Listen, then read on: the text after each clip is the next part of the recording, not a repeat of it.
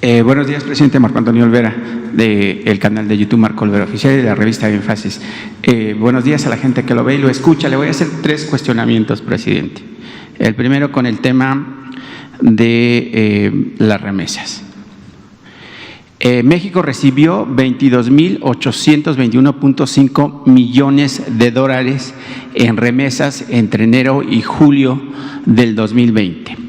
Lo que representó un aumento del 10.01% con respecto al mismo periodo del 2019, pese a las afectaciones por la pandemia del COVID-19, según reportó el Banco de México este pasado martes de esta semana. Y pese a que el diario New York Times, el pasado 20 de abril de este año también, diagnosticó el rotativo que las remesas de nuestros mexicanos bajarían en un 20%, lo cual es una mentira, falló el rotativo en ese diagnóstico. ¿Por qué destaco esto de las remesas, presidente? Es una paridad o una comparación, porque usted, su gobierno, el pasado lunes, firmó un acuerdo con los banqueros e integrantes del Consejo Coordinador Empresarial que encabeza Carlos Salazar Lomelí y que en su momento también fue director de FEMSA, esa empresa que distribuye Coca-Cola, el refresco más mortífero que cualquier ser humano pueda ingestar. Bueno, entonces, presidente, y en contraste, quiero decirle que entre enero y julio de este año, particulares y empresas mexicanas sacaron su dinero y lo enviaron a los bancos de los Estados Unidos. Es decir, crecieron 20% sus ahorros de estos empresarios y particulares en los bancos de la Unión Americana, con la fabulosa cantidad de 86.802 millones de dólares. Presidente, realmente esos empresarios que estuvieron aquí junto a usted, frente a los mexicanos, frente a la prensa, ¿usted los tiene identificados como aliados de México o solo actúan como verdaderos usureros, como en la época del hacendado, donde ponían a trabajar a los peones, a los clachiqueros, a los campesinos y a los capataces para su beneficio y al final mandaban toneladas de oro y plata a la vieja y ahora ya anquilosada corona española? Bueno, miren, los empresarios de México están ayudando en el desarrollo nacional, porque permanentemente, cotidianamente, mantienen sus actividades productivas. Hay solo registradas en el Seguro Social cerca de 1 millón de empresas. Eso es una actividad permanente. Incluso con la crisis, afortunadamente se mantuvieron la mayoría de las empresas. No hubo mortandad de negocios, como también se pronosticaba. O hubo, pero no en la cantidad que se pensaba. Entonces, eso hay que tomarlo en cuenta. El sector privado representa en inversión y en empleos como el 70% de la economía nacional. Estoy hablando de todo lo que es el sector privado, las pequeñas empresas, que son las que más participan y que más empleo generan, medianas y las grandes, como 70%. El resto es el sector público y el sector social, así en términos muy generales. Si vemos la inversión anual que llega al país, o lo que se invierte en México, ahí sí las remesas ocupan el primer lugar, porque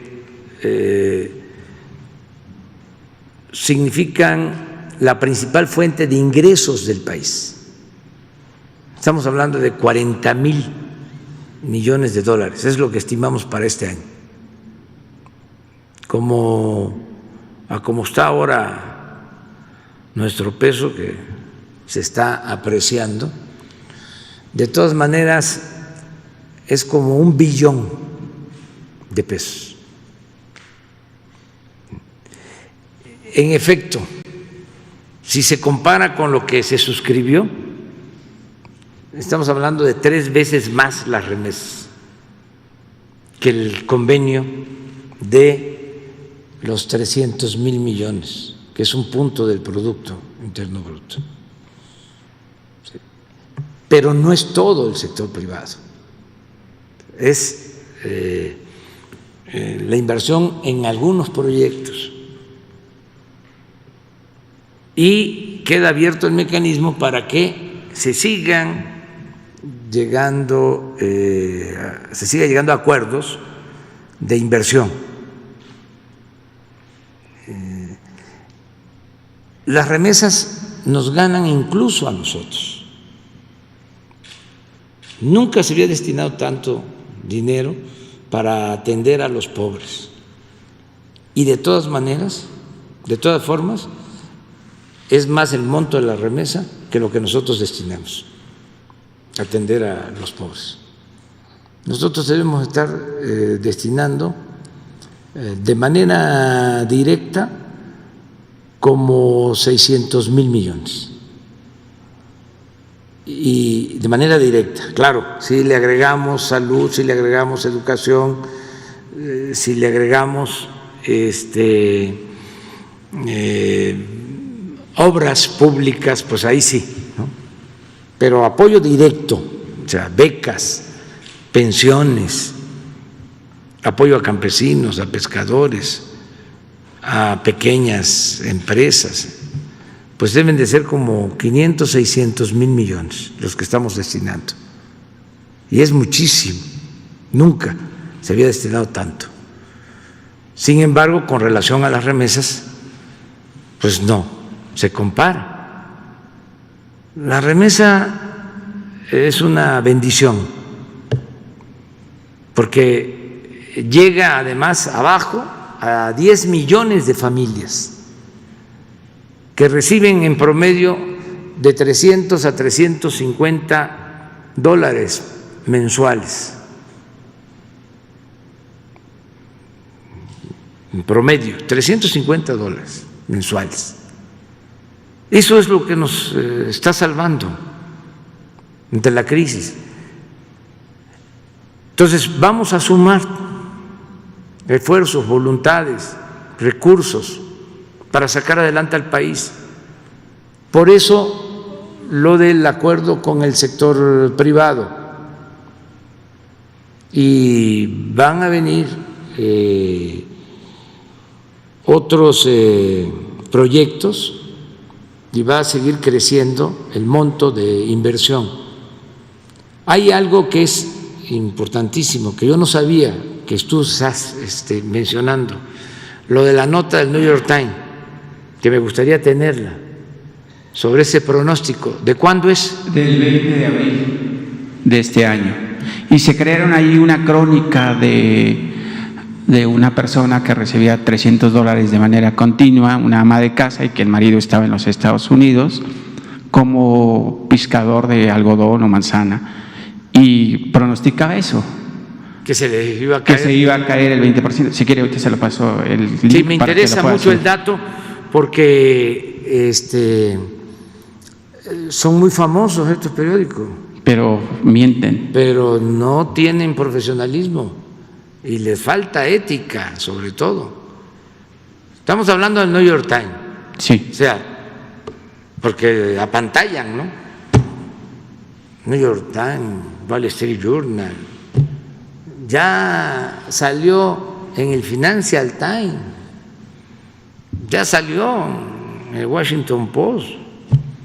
Antes, cuando la política la hacían los de arriba, cuando la política era asunto nada más de las minorías,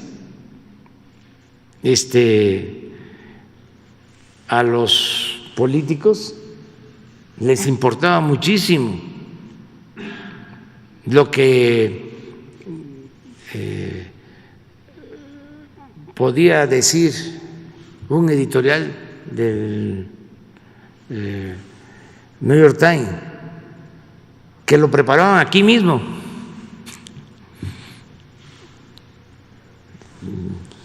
Krause, me acuerdo que su artículo sobre el Mesías tropical lo publicó allá, le abrieron el espacio, no sé si en el Washington Post o en el New York Times, pero es muy… el 29 de abril del 2020. Sí, es que así estaban los pronósticos. Vamos a tener este dato. No, es importante. Si quiere le leo el texto.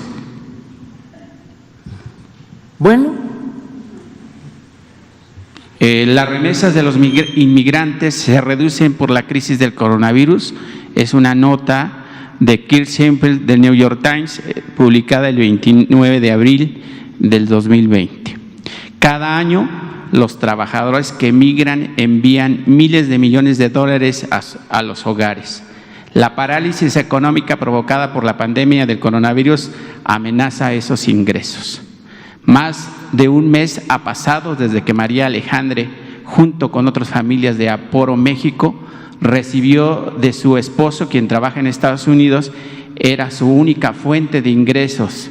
Alejandro Segarra, por The New York Times, ahí lo tiene el crédito del reportero. El dinero llegaba con la precisión de un reloj, $300 cada 2 semanas, enviados por su esposo, un jornalero e inmigrante indocumentado, que vive en Indianápolis. Era la única fuente de ingresos para María Alejandre y 6 de sus familiares en Aporo, un pueblo pequeño en el estado de Michoacán, al oeste de México. Para no leer todo, obviamente, nada más voy a poner aquí donde dice la nota más fuerte que tiene el texto. El reportero dice: sin embargo, los analistas ahora predicen que los cierres de las emergencias y otras medidas de respuesta a la pandemia por parte de los gobiernos van a reducir las remesas de manera drástica este año, una desaceleración que ya comenzó. El Banco Mundial dijo el 22 de abril que se predice que las remesas mundiales se desplomarían hasta en un 20% en 2020, el descenso más intenso de la historia reciente. Sí, también el Banco Mundial, imagínense, el Fondo Monetario Internacional, o sea, había que casi ponerse de pie cuando hacía un pronóstico, eran como sentencias. Pues todos esos pronósticos fallaron, afortunadamente, ¿sí? Y lo que tenemos que sacar como conclusión es que nuestros paisanos mexicanos, los migrantes, nos están ayudando mucho, mucho, mucho. Esa es la… Sí. Agradecerles mucho a los paisanos migrantes, porque ahora que más se necesitaba, ¿sí?, en contra de todos estos pronósticos, más nos están ayudando. Y ya tengo el dato hasta finales de septiembre y sigue el mismo porcentaje, 10% de incremento en remesas con relación al año próximo. Ahora yo les voy a ofrecer una disculpa porque me tengo que retirar, si no ya no llego. Ya ven que no hay avión privado, tengo que llegar a tiempo. Ya voy a salir, voy a la gira, vamos a estar en Chiapas, en Campeche, en Yucatán y en Quintana Roo. El lunes, ¿sí? Tú abres el lunes, por favor. Sí, y prensa de Colombia, pero empezamos el lunes. Me tengo que ir. Lunes, sí. Dios.